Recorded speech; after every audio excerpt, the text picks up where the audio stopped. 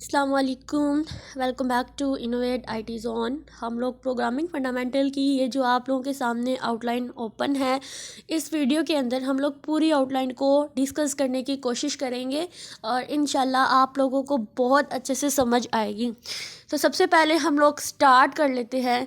अच्छा, आप लोग अगर इस आउटलाइन को समझ लेते हैं तो नेक्स्ट किसी सेमेस्टर में आप लोग वेब टेक्नोलॉजीज़ के बारे में पढ़ेंगे तो वहाँ पर ये आउटलाइन जो है बहुत इंपॉर्टेंट होगी। और जब आप लोग ऑब्जेक्ट ओरिएंटेड प्रोग्रामिंग पढ़ेंगे तब भी आप लोगों की बहुत ज़्यादा यूज़ होगी। कुछ बच्चे सोचते हैं ना कि ये सी प्लस प्लस में या सी में, तो बेसिकली ये पूरी आउटलाइन जो है सी प्लस प्लस में भी और सी के बेसिक्स को डिफाइन कर रही है। अगर आप लोग कहते हो ना सी प्लस प्लस को ज़्यादा ही एडवांस, तो एडवांसमेंट में हम लोग ऑब्जेक्ट ओरिएंटेड प्रोग्रामिंग को पढ़ेंगे, जो कि ऊपर फॉलोअप में आप लोगों को मेंशन है। आप लोग देख सकते हो ऑब्जेक्ट ओरिएंटेड प्रोग्रामिंग। अगर ये हम लोग क्लियर कर लेते हैं तो ऑब्जेक्ट ओरिएंटेड प्रोग्रामिंग भी इजी हो जाएगा और वेब टेक्नोलॉजीज़ के बारे में भी हम लोग ईजिली पढ़ सकेंगे। तो सबसे पहले हम लोग स्टार्ट करते हैं इसके इंट्रोडक्शन से। इसके इंट्रोडक्शन में सबसे पहला टॉपिक आ जाता है प्रॉब्लम सॉल्विंग। तो प्रॉब्लम सॉल्विंग क्या होता है? एक ऐसा तरीका होता है जो कि कंप्यूटर साइंस में भी इस्तेमाल होता है। वो एक तरीका है जिसमें हम किसी भी सॉल्यूशन को हल करने का जो है सॉल्यूशन जो होता है उसको फाइंड आउट करते हैं। अब कंप्यूटर साइंस में हम इस जितनी भी प्रॉब्लम्स हैं उनको डिटेल से समझते हैं, ठीक है, ताकि जितने भी पॉसिबल सॉल्यूशंस होते हैं उनके बारे में हम सोचते हैं ताकि हमें उनको अच्छे तरह से हम लोग उसको अपनी प्रोग्रामिंग लैंग्वेज के अंदर ट्रांसलेट कर सके, अच्छी तरह से कंप्यूटर्स के अंदर जितने भी प्रॉब्लम्स होते हैं उन सबको सोल्व कर सके। तो ये सारा कुछ हम किस में यूज़ करते हैं? प्रोग्रामिंग लैंग्वेजेस के अंदर ही यूज़ करते हैं। नेक्स्ट टॉपिक आता है वॉन न्यूमैन टेक्निक आर्किटेक्चर। तो वॉन न्यूमैन आर्किटेक्चर क्या है? एक डिज़ाइन है, ठीक है, जो कंप्यूटर सिस्टम को डिफ़ाइन करता है। हमारे कंप्यूटर सिस्टम को डिफ़ाइन करने के लिए जो डिज़ाइन होता है उसको हम बोलते हैं वॉन न्यूमैन आर्किटेक्चर। इसमें कंप्यूटर के लिए इंस्ट्रक्शंस और डाटा इंस्ट्रक्शंस और जो डाटा होता है वो एक ही मेमोरी से एक्सेस करते हैं। इसमें CPU, memory, input output devices और कंट्रोल यूनिट्स सारे वगैरह जो है वो इसके अंदर इंक्लूड होते हैं इस आर्किटेक्चर के अंदर। ज़ाहिरी बात है, जब हम लोग कोड करते हैं तो आप लोगों को ये माइंड में रखना चाहिए कि इसका जो हमारे पास आंसर आ रहा है, इसका जो भी आउटपुट आ रही है वो पीछे बैकएंड पे कितनी मेमोरी ले रहा है। इसके इनपुट और आउटपुट डिवाइसेस जो होते हैं वो भी चाहिए। इनपुट डिवाइसेस कौन कौन से हैं? जैसे देखो, हमारे पास कीबोर्ड है, हमें चाहिए। आउटपुट के लिए हमारी स्क्रीन है जिसने हमें शो कराना होता है हमारी आउटपुट को। तो ये वॉन न्यूमैन आर्किटेक्चर है। ये एक ऐसा डिज़ाइन होता है जो कंप्यूटर सिस्टम को डिफाइन करता है। उसके बाद हमारे पास आ रहा है प्रोग्रामिंग कंपाइलर, ठीक है। पहले आ रहा है प्रोग्रामिंग, उसके बाद आ रहा है कंपाइलर। तो प्रोग्रामिंग क्या होता है? प्रोग्रामिंग में हम इंस्ट्रक्शंस लिखते हैं, ठीक है, यानी हम लोग उसको हदायत देते हैं जो कंप्यूटर को समझने के लिए होती हैं। हम प्रोग्रामिंग लैंग्वेज जैसे कि सी, पाइथन, जावा जो भी है का इस्तेमाल करते हैं कोड लिखने के लिए, जो फिर कंप्यूटर को समझने के लिए ट्रांसलेट किया जाता है। यानी कंप्यूटर की बेसिक अंडरस्टैंडिंग के लिए हम लोग कोडिंग करते हैं। और ये कोडिंग किस में करते हैं? प्रोग्रामिंग लैंग्वेज के अंदर करते हैं, जो C plus plus and many more languages है जिनका हम लोग यूज़ करते हुए जो है वो अपनी प्रोग्रामिंग को लिखते हैं। उसके बाद आ जाता है हमारा कंपाइलर। तो कंपाइलर क्या होता है? एक सॉफ्टवेयर है। ये बात याद रखनी है, हो सकता है वाइवा में भी पूछ लें, लेकिन आपको कल पेपर की तैयारी करनी है इसलिए इसको देख लें। कंपाइलर के बारे में अगर पूछते हैं तो एक सॉफ्टवेयर है जो हमारे लिखे गए हाई लेवल जो प्रोग्रामिंग लैंग्वेज होती है उसके जो कोड होता है, ठीक है। देखो, हम लोग अगर अपनी लैंग्वेज में कोड कर रहे हैं तो उसको क्या करता है? मशीन कोड में ट्रांसलेट करता है ताकि कंप्यूटर उसे समझ सके। ये प्रोसेस एक बार में पूरा होता है, यानी इसका एक ही बार में प्रोसेस होता है। बात फिर से मैं आपको रिपीट कर दूं कि देखो, हम लोग तो लिख रहे हैं हैश इंक्लूड stdio.h है, इंट मेन है, कुछ भी है, हमें तो समझ आ रही है कि ये क्या है, लेकिन हमारा कंप्यूटर इसको ऐसे नहीं समझता। हमारा कंप्यूटर जो है वो मशीन कोड को समझता है, मशीन लैंग्वेज को समझता है, जो कि क्या है? 0-1 बाइनरी की फॉर्म में, ठीक है। तो क्या करता है कंपाइलर?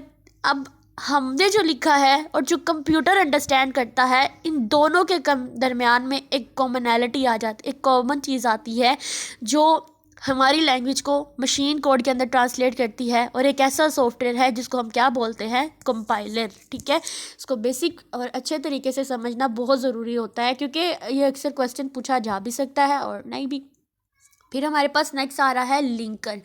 तो लिंकर क्या होता है, हम लोग इसको समझ लेते हैं। लिंकर एक लिंक से याद रखते हैं, ये भी एक सॉफ्टवेयर होता है जो अलग अलग फाइल्स में लिखे गए कोड को आपस में लिंक करता है, एग्जीक्यूटेबल फाइल बनाता है जो रन किए जा सकते हैं। ये डिफरेंट मॉड्यूल्स को कंबाइन करता है।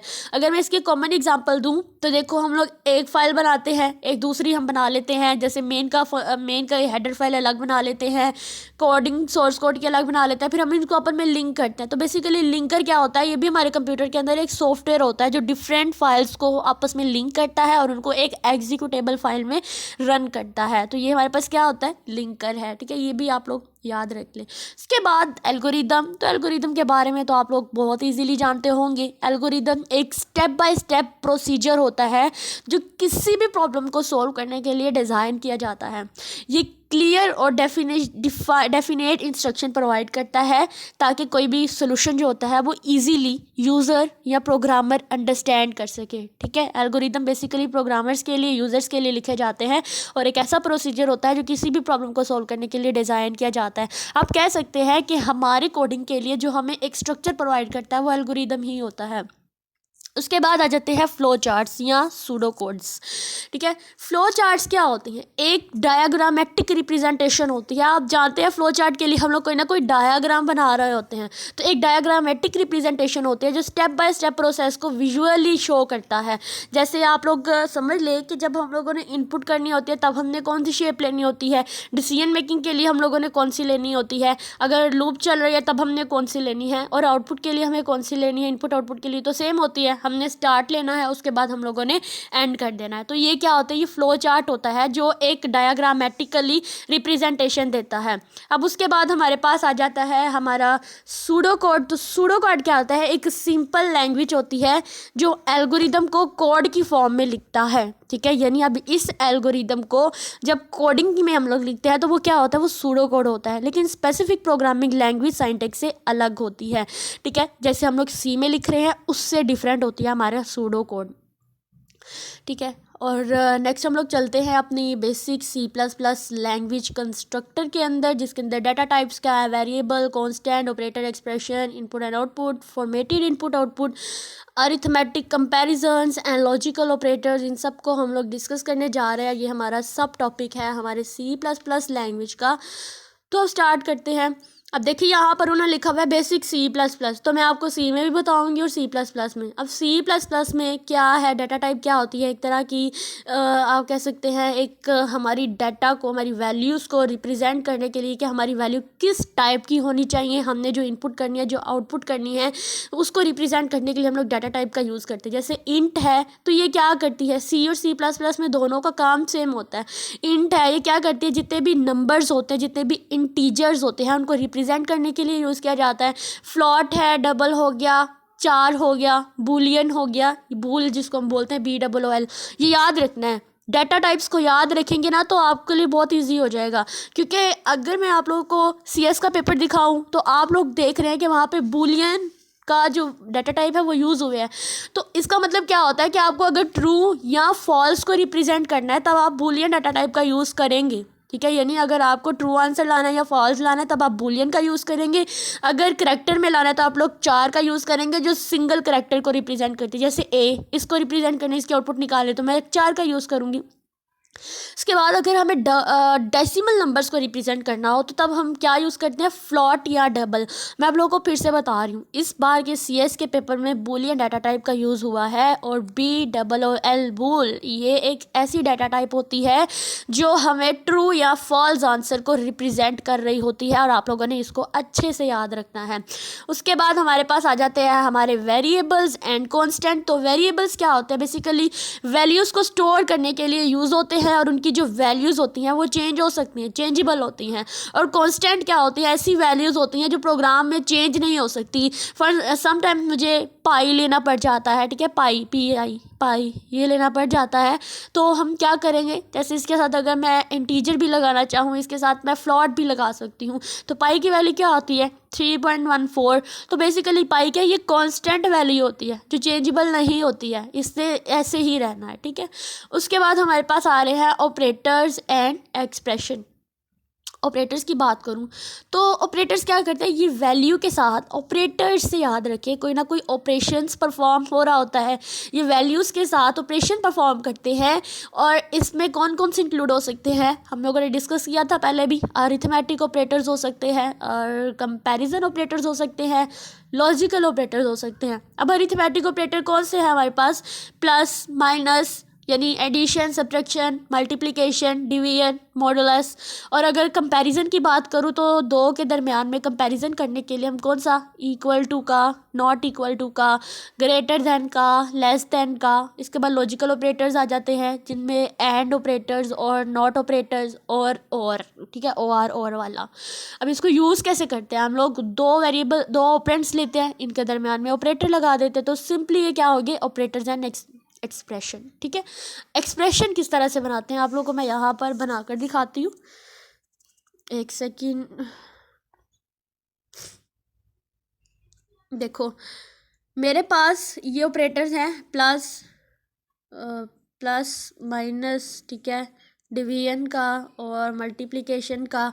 तो मैं इससे एक्सप्रेशन जो है वो किस तरह से बनाऊंगी, इसको एक्सप्रेशन को बनाने के लिए मैं जैसे एक्स वेरिएबल है प्लस वाई करूंगी तो क्या होगा, मेरा ये एक्सप्रेशन जो है वो बन जाएगा। तो आप लोगों ने इस बात को थोड़ा सा या अच्छे से समझ लेना है।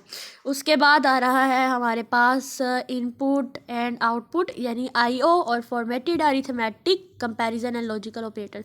तो इनपुट और आउटपुट की बात करें तो अगर मैं इसको C++ में बात करती हूँ तो मेरे पास क्या आता है, जब C++ की बात करते हैं तो उसमें हम लोग करते हैं सी इन करते हैं अपनी इनपुट के लिए और सी आउट करते हैं अपनी आउटपुट के लिए। अगर मैं उसको सी की बात करूँ तो हम लोग करते हैं सिंपली प्रिंट एफ, ठीक है, आउटपुट के लिए।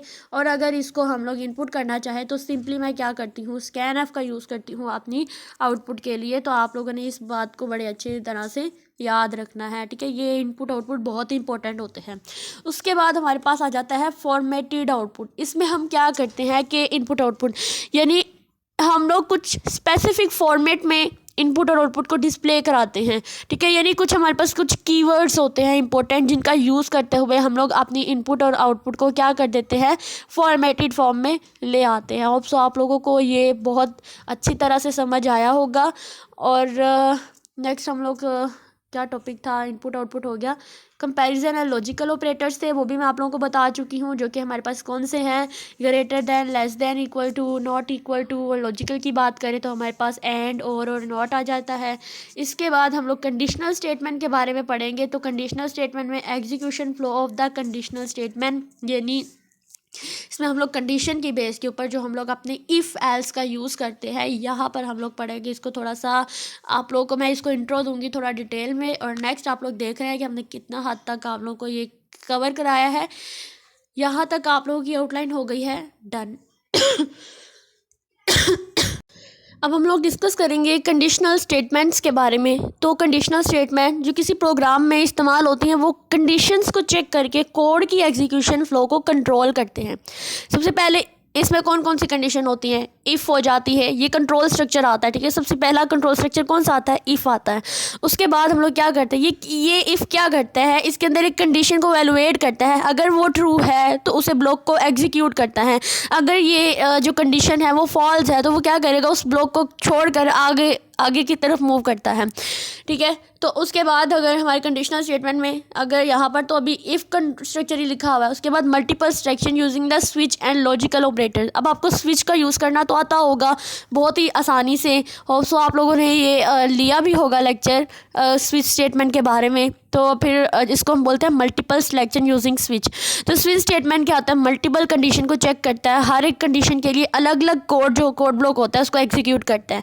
ये एक एफिशिएंट, आपने याद रखने का एफिशिएंट तरीका होता है जो आपको मल्टीपल ऑप्शंस के दरमियान में चूज़ करना होता है। बेसिकली जब हम लोग अपने कैलकुलेटर जैसे प्रोग्राम करते हैं ना, कैलकुलेटर बनाना होता है तो उसके लिए हम लोग इसका यूज़ करते हैं। उसके बाद आते हैं लॉजिकल ऑपरेटर। तो ये भी बहुत इंपॉर्टेंट होते हैं। जैसे मैंने आपको पहले भी बताया है कि एंड और नॉट जैसे ऑपरेटर जो होते हैं वो कंडीशंस को कंबाइन करने में हेल्प करते हैं।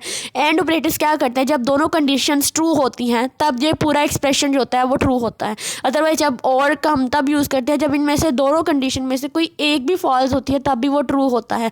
और नॉट को ऑपरेटर करते हैं कि जब वो ट्रू होती है तो हम उसको फॉल्स में रिप्रेजेंट रिप्रेजेंट करते हैं। आई होप सो आप लोगों को इसकी जो है वो समझ आई होगी।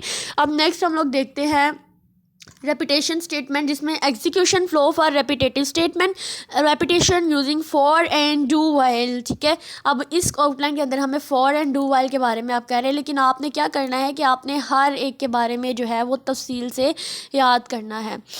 तो रेपिटेशन स्टेटमेंट यानी ऐसी कमांड्स जो बार बार रन होती हैं, बार बार चलती हैं, इनको एग्जीक्यूट करने के लिए प्रोग्रामिंग में फॉर और डू वाइल लूप का इस्तेमाल होता है। अब फॉर लूप से आप एक स्पेसिफिक रेंज या सीक्वेंस के अंदर कमांड्स को रिपीट कर सकते हैं। इनकी वीडियोस भी आप देख सकते हैं ताकि आपके ये कंसेप्ट मज़ीद क्लियर हो जाए। फॉर एग्जांपल अगर मैं आपको समझाती हूँ कि 1 से लेकर 10 तक नंबर्स को आपने प्रिंट कराना है, तो क्या आप करोगे कि 10 टाइम प्रिंट एफ लिख दोगे? बिल्कुल नहीं। आप लोग इसके लिए क्या करोगे? फॉर लूप का यूज़ करोगे। अगर वो आप लोगों को कहते हैं कि आपने 1 से लेकर 1000 तक के जो नंबर्स होते हैं उनको भी प्रिंट कराना है, तो देन आप लोग फॉर लूप का ही यूज़ करेंगे, सिंगल स्टेटमेंट का यूज़ करेंगे अंदर प्रिंट एफ की, और आपको 1000 टाइम जो है वो आपको 1 से लेकर 1000 तक की जो काउंटिंग है वो आपको लिख के दिखा देंगे। ठीक है, उसके बाद हमारे पास कौन सा आ रहा है? नेक्स्ट हमारे पास रेपिटेशन स्ट्रक्चर में फॉर लूप का और डू वाइल लूप भी इस तरह से होता है। ठीक है, डू वाइल लूप में भी आप लोगों को क्या करना होता है? बेसिकली डू को पहले लिखना होता है, उसके अंदर एक दफ़ा प्रिंट एफ लिखनी होती है, उसके अंदर इंक्रीमेंट बाद में होता है। ठीक है, यानी एक दफ़ा जो है वो एक्स्ट्रा आप कह सकते हैं कि हमारी जो प्रिंट एफ की स्टेटमेंट है वो एग्जीक्यूट होती है। ठीक है, ये बहुत सिंपल से कॉन्सेप्ट है, आप आपने सेकेंड ईयर में भी पढ़े होंगे, तो आपने वही मेथड यूज़ करना है जो आपने अपनी सेकेंड ईयर में पढ़ा हुआ है। उसके बाद नेक्स्ट हमारे पास प्रोसीजरल प्रोग्रामिंग इन सी। तो सबसे पहले तो प्रोसीजरल की यानी कोई ना कोई प्रोसीजर होता है, तो इसके लिए आपको क्या करना होगा? अपने फंक्शंस के बारे में पढ़ना होगा। उसके बाद प्रोटोटाइप्स के बारे, पैरामीटर क्या होते हैं, arguments, call by value, call by reference, stack rolling and unrolling, libraries and header file, scope and life time of variable, इनके बारे में डिस्कस करते हैं। तो फंक्शन क्या होते हैं? ये कोड के मैंने अभी एक लेक्चर अपलोड किया है फंक्शंस के बारे में, आप वहाँ जाकर भी देख सकते हैं। बेसिकली यहाँ पर मैं जस्ट इंट्रो बता रही हूँ। तो फंक्शन क्या होते हैं? कोड के आप कह सकते हैं यूनिट्स होते हैं, ब्लॉक ऑफ कोड होते हैं जो किसी न किसी स्पेसिफिक टास्क को परफॉर्म करते हैं।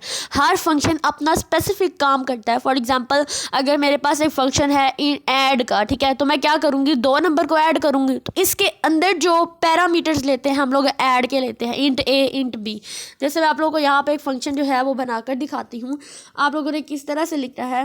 सबसे पहले तो आप लोगों ने लिखना है इंट, यानी एक डाटा टाइप ले लें। इसके बाद फंक्शन का यहाँ पर नेम लिखना है और अंदर पैरामीटर किस तरह से पास कराने हैं? इंट ए, फिर कॉमा लेंगे, इंट बी, तो क्या होगा? दूसरा पैरामीटर। और फंक्शन पे पूरी वीडियो डिटेल में है, आप लोग जाएं, लाजमी देखें आपके फंक्शन को किस तरह से उसका स्ट्रक्चर बनाते हैं, आप लोग के कॉन्सेप्ट जो है वो बिल्कुल 100% क्लियर हो जाएंगे।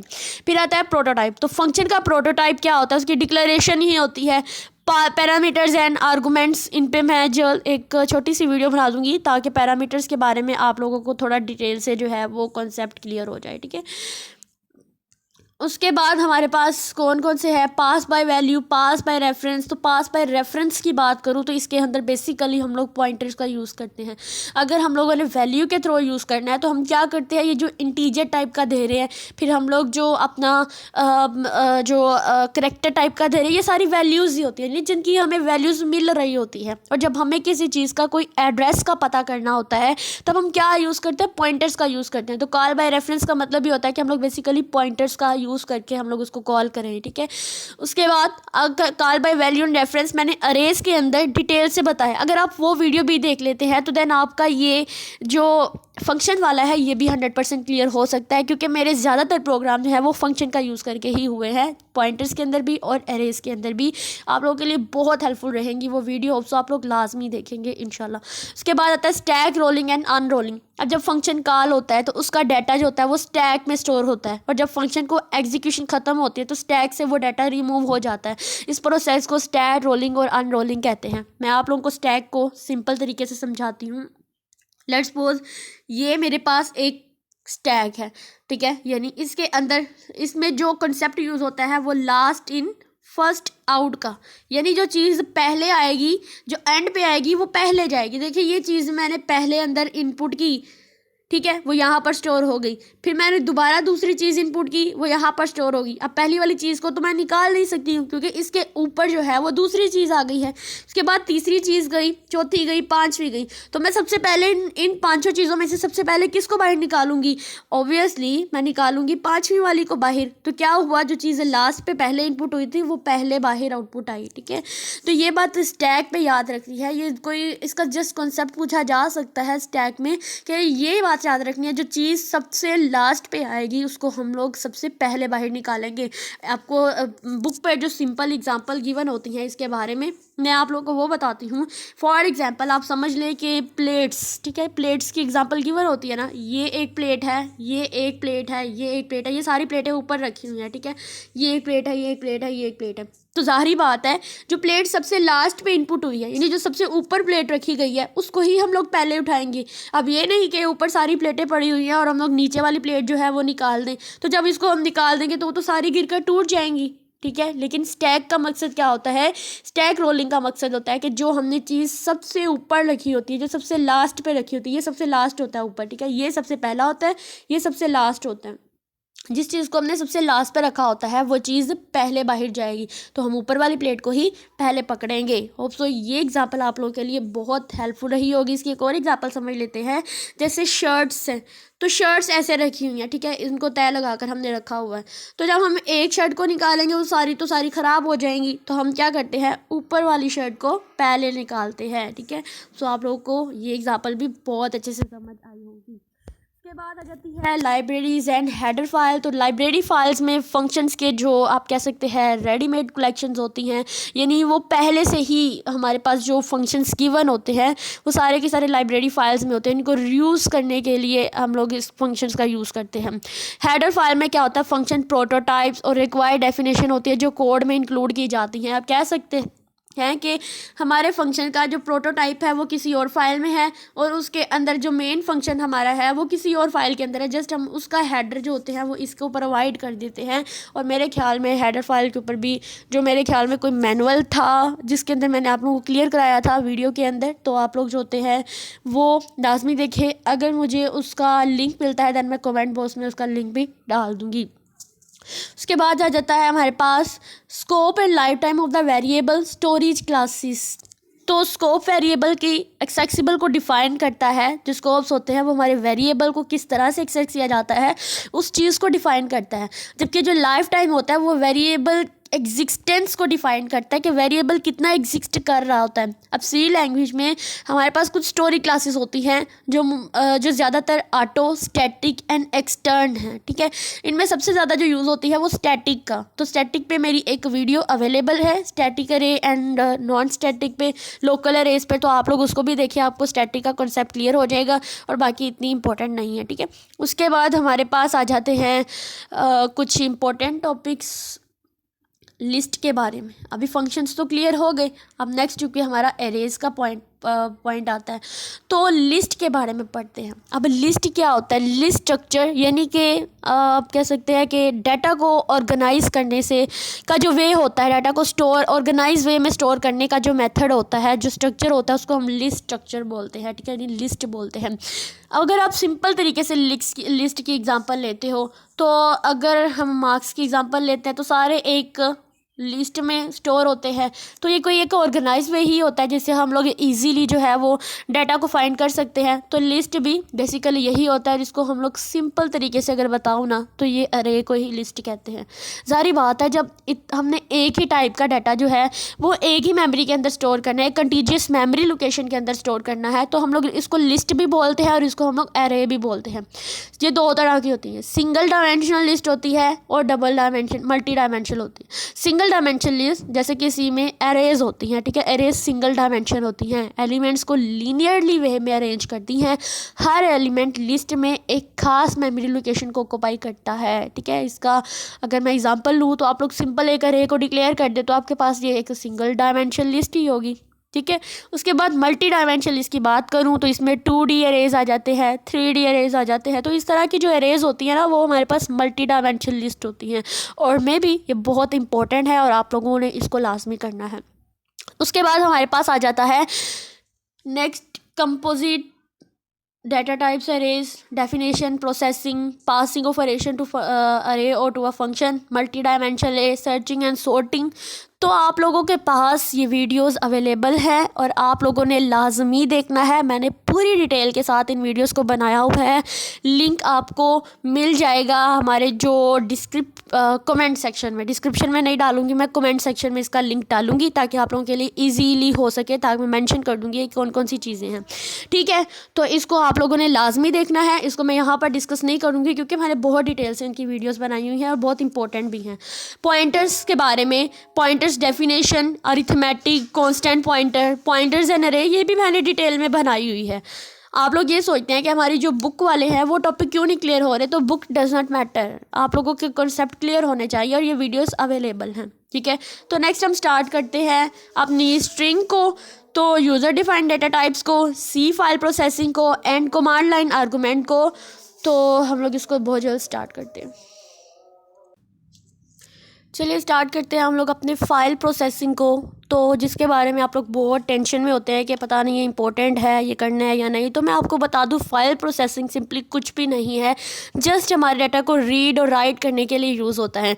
एक बात आप लोग को ये क्लियर होनी चाहिए कि रीड करने के लिए सी के अंदर हम लोग स्कैनएफ का यूज़ करते हैं और राइट करने के लिए स्कैनएफ का यूज़ करते हैं और रीड करने के लिए हम लोग प्रिंटएफ का यूज़ करते हैं। तो फाइल प्रोसेसिंग में यही चीज़ें हैं। रीड और राइट करने के लिए जो डाटा टाइप्स जो स्कैनएफ और प्रिंटएफ का यूज़ करते हैं वो फाइल प्रोसेसिंग सिस्टम में ही होता है। अब इसके बाद हमारे पास लिखा हुआ है फाइल्स एंड स्ट्रीम। तो फाइल्स कंप्यूटर सिस्टम के सेकेंडरी स्टोरेज, जैसे कि हम लोग हार्ड ड्राइव कह सकते हैं, उस पर जो डाटा होता है उसको स्टोर करने के लिए इस्तेमाल होती हैं। स्ट्रीम्स क्या करती हैं कि डाटा को फाइल से रीड और राइट करने का तरीका होती हैं। देखो, जब हम लोग एक प्रोग्राम लिखते हैं तो ज़ाहिर बात है उसको जब हम लोग लिख रहे होते हैं तो सबसे पहले हम लोग ये डिसाइड करते हैं कि उसकी मेमोरी लोकेशन क्या है। हमारा जो डेव है वो यही डिसाइड करता है कि कितनी मेमोरी हार्ड ड्राइव पे कितनी स्पेस लेगा, कहाँ पर इसने स्टोर होना है, तो ये डिसाइड करता है हमारा डेव। ठीक है, तो इस सॉफ्टवेयर ने क्या करना होता है कि हमारी जो फाइल्स होती हैं बेसिकली हार्ड ड्राइव के ऊपर जाकर हमारे डाटा को स्टोर कर देती हैं। हार्ड ड्राइव क्या एक सेकेंडरी स्टोरेज डिवाइस है। उसके बाद स्ट्रीम क्या करती हैं, यानी इनपुट और आउटपुट करने का जो काम होता है, रीड और राइट करने का काम होता है, वो हमारी स्ट्रीम्स करती हैं।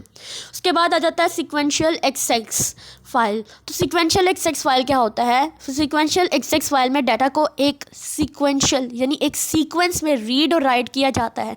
डाटा को सिक्वेंशियली एक्सेस करना होता है, जैसे कि एक लाइन को एक पढ़ना या लिखना, यानी कि एक लाइन लिखते हैं उसके बाद दूसरे को रीड करना, एक लाइन लिखते हैं दूसरे को रीड करना, ये एक जो सीक्वेंस में काम होता है ना, ये हमारा सीक्वेंस एक्सेस फाइल में होता है। उसके बाद हमारा आ रहा है next file input output operation यानी आईओ ऑपरेशन। तो इसमें क्या करते हैं, बेसिकली फाइल्स में डाटा को रीड और राइट करते वक्त इस्तेमाल होने वाले जो फंक्शंस होते हैं उनको डिस्कस किया जाता है फाइल इनपुट आउटपुट ऑपरेशन के अंदर। तो इसके बारे में हम लोग क्या यूज़ करते हैं, एफ। ठीक है, फाइल है ना, तो एफ स्कैन एफ हमारे पास जो प्रिंट एफ, तो इसके सिर्फ हम एफ़ का यूज़ करते हैं, बाकी सारा का सारा चीज़ें जो है वो सेम रहती हैं। आप लोगों ने ये बात याद रखनी है। इसका प्रोग्राम जो है वो मैं अपने व्हाट्सएप चैनल के अंदर भी डाल दूँगी ताकि आपको ये बिल्कुल क्लियर हो जाए। तो बेसिकली बस एफ़ यूज़ करना होता है हमने अपने स्कैन एफ के साथ, अपनी प्रिंट एफ के साथ। तो उसके बाद आ जाती है रैंडम एक्सेस फाइल। इससे पहले हमने सीक्वेंशियल एक्सेस फाइल पढ़ी थी जो सीक्वेंस के साथ डाटा को लेती है। रैंडम एक्सेस फाइल की बात करें तो इसमें डाटा को डायरेक्ट एक्सेस किया जाता है, मतलब किसी भी पोजीशन में हम लोग डाटा को रीड और राइट कर सकते हैं, कोई खास सीक्वेंस नहीं होता। उसके बाद हमारे पास आ जाती है सेकेंडरी स्टोरेज इनपुट आउटपुट। तो ये क्या होती है कि सेकेंडरी स्टोरेज में हम लोग डाटा को सेकेंडरी स्टोरेज डिवाइसेस, मैंने अभी भी बात की थी, हार्ड ड्राइव में, यूएसबी ड्राइव में हम लोग डाटा को रीड और राइट कर सकते हैं, इसको इनपुट आउटपुट कर सकते हैं। तो सेकेंडरी स्टोरेज इनपुट आउटपुट में आप लोगों ने यही बात रखनी है, hard drive secondary storage devices जो होती हैं उन पे ऊपर हम लोगों ने अपने डाटा को स्टोर करना होता है। उसके बाद लास्ट बना रहा है कमांड लाइन आर्गूमेंट। ठीक है, तो कमांड लाइन आर्गूमेंट क्या होते हैं कि प्रोग्राम को रन करते वक्त पास किए जाते हैं, हमारी जो कमांड्स पास करते हैं, जो आर्गूमेंट पास करते हैं, जो पैरामीटर पास करते हैं, उसको हम बोलते हैं कमांड आर्गूमेंट। जैसे फंक्शन के अंदर हम लोग पैरामीटर लेते हैं तो वो बेसिकली कमांड लाइन आर्गूमेंट ही तो होते हैं। ये वैल्यूज़ या पैरामीटर्स होते हैं जो प्रोग्राम को इन्फ्लुएंस करते हैं। तो इसकी एक फंक्शन का जो नेक्स्ट पार्ट है इंशाल्लाह मैं अपलोड करूँगी थोड़ी देर तक, तो आप लोग वहाँ पर भी देख सकते हैं मैं किस तरह से पैरामीटर को पास करूँगी। तो यही पैरामीटर जो होते हैं बेसिकली यही तो कमांड लाइन आर्गूमेंट होते हैं। और नेक्स्ट हम लोगों ने बात करनी है स्ट्रिंग की, यूज़र डिफाइंड डाटा टाइप्स की। तो यूज़र डिफाइंड डाटा टाइप्स की आप लोगों को ज़रूरत नहीं है अभी, क्योंकि ये थोड़ा सा हाई लेवल पर चला जाता है, लेकिन इसको जो है मैं अपने व्हाट्सएप चैनल के अंदर डाल दूँगी इनके प्रोग्राम्स को। उसके बाद हमारे पास स्ट्रिंग्स आ जाती है। तो स्ट्रिंग्स क्या होती हैं? कलेक्शन ऑफ करैक्टर्स हमारे पास स्ट्रिंग्स होती हैं। यानी देखो, इसको मैं एग्जांपल से समझाती हूँ कि यहाँ पर एक, ये क्या है? ये करैक्टर्स है। बी, ये क्या है? ये भी एक करैक्टर है। लेकिन जब मैं ए बी लिखूँगी इकट्ठा कर कर, तो ये क्या होगा? ये मेरे पास एक स्ट्रिंग हो जाएगी। अब ये देखिए, यहाँ पर और यहाँ पर मैं यूज़ करूँगी सिंगल कोट्स का, लेकिन स्ट्रिंग के लिए मैं डबल कोट का यूज़ करूँगी। अब बेसिकली बात, सारा प्रोग्राम वैसे ही होना है जैसे इनपुट आउटपुट का इंटीजर लेते हैं, फ्लोट लेते हैं, डेसिमल लेते हैं, बूलियन लेते हैं। तो इसके सिर्फ हम लोग डाटा टाइप यूज़ करेंगे स्ट्रिंग को। ठीक है। होप सो आप लोगों को ये पूरी आउटलाइन जो मैंने डिस्कस की है आप लोगों के लिए बहुत बेनिफिशियल रही होगी। अगर आप लोगों को कोई भी क्वेश्चन आ रहा है माइंड में तो आप मुझे कमेंट में लाजमी पूछें। बाकी जो इनके इम्पोर्टेंट जो साइंटिक्स वगैरह है वो इंशाल्लाह शाम तक जो है वो मैं अपने चैनल के अंदर, व्हाट्सअप चैनल के अंदर जो है वो अपलोड कर दूँगी। अगर आपको मेरा व्हाट्सअप चैनल चाहिए तो मेरे एक शॉर्ट के अंदर इसका लिंक अवेलेबल है। हो सके तो मैं आपको कमेंट सेक्शन में भी इसका लिंक डाल दूँगी। Thank you.